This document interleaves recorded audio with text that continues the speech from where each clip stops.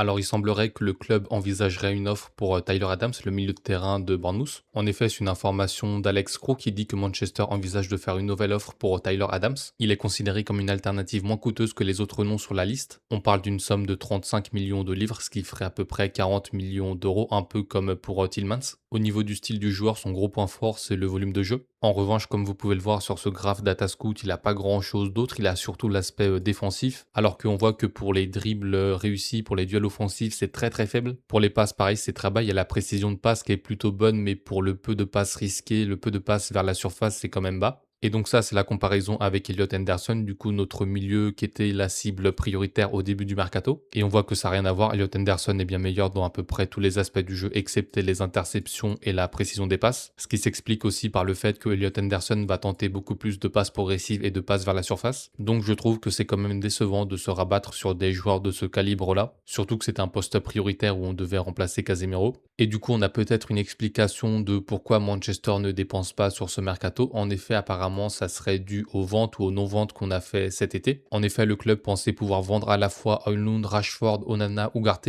le tout pour un total d'environ 104 millions de livres, alors que pour l'instant, il y a juste Højlund qui a été vendu pour un total de 38 millions de livres. Et donc, apparemment, ça a créé un déficit important dans les comptes. Après, il dit quand même que Manchester dispose encore d'une marge de manœuvre financière importante d'ici la fin du mercato, mais des ventes auraient permis au club d'être dans une situation financière encore plus favorable. Les Red Devils auraient peut-être été prêts à surpayer une cible de rêve comme Aurélien Tchouaméni s'ils avaient réussi à encaisser 66 millions de livres supplémentaires grâce à ces trois ventes, donc Onana, Rashford et Ugarte. Et ensuite, il dit à propos de Tchouaméni qu'il pourrait encore être un joueur de Manchester à la fin du mercato, mais une source proche du club interrogée ce week-end a affirmé qu'un transfert du Français n'était pas réaliste pour le moment compte tenu du coût. Donc apparemment, c'est surtout à cause du manque de vente de joueurs qu'on ne dépense pas beaucoup. Et du coup, le club cherche à vendre des joueurs et un qui pourrait être vendu, c'est Harry Hamas. En effet, le club envisage un transfert définitif d'une valeur d'environ 6 millions de livres. Donc là, je comprends vraiment pas comment on peut vendre Harry Hamas juste pour 6 millions, ça a aucun sens. Alors effectivement, il y a plusieurs clubs de Championship qui sont intéressés à ce prix-là, tu m'étonnes. J'ai l'impression qu'ils sont en train de rattraper les ventes qu'ils n'ont pas faites avec Rashford, Onana et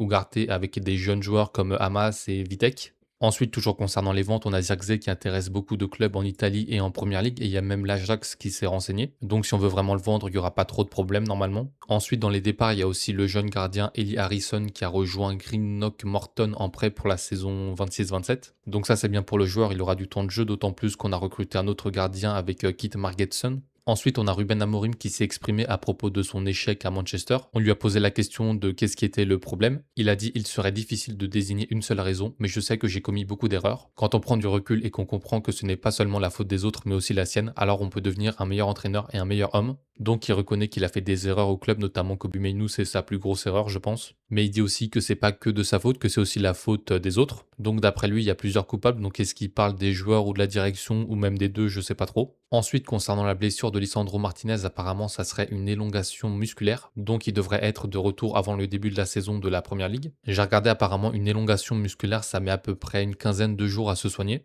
Donc on va sûrement commencer la saison avec une charnière Maguire-Lisandro Martinez comme la plupart du temps lors de la saison dernière.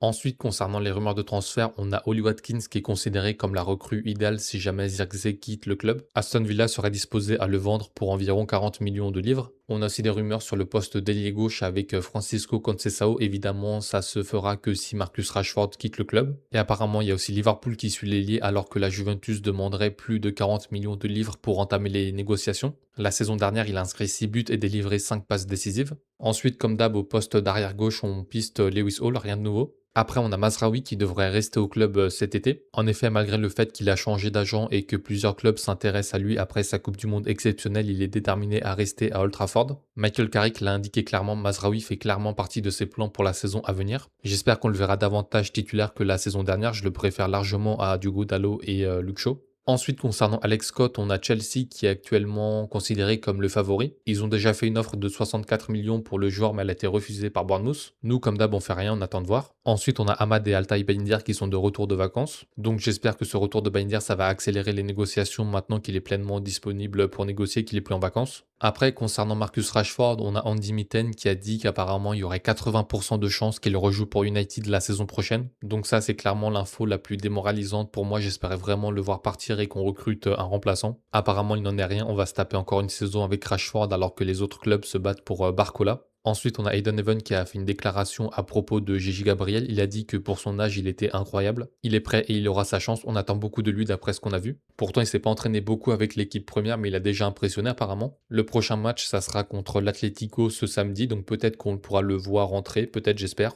Et pour finir, aujourd'hui, c'est les 45 ans de Michael Carrick, donc on lui souhaite un joyeux anniversaire et on lui souhaite une bonne saison à la fois à lui et à nous. Voilà pour les infos du jour, à demain.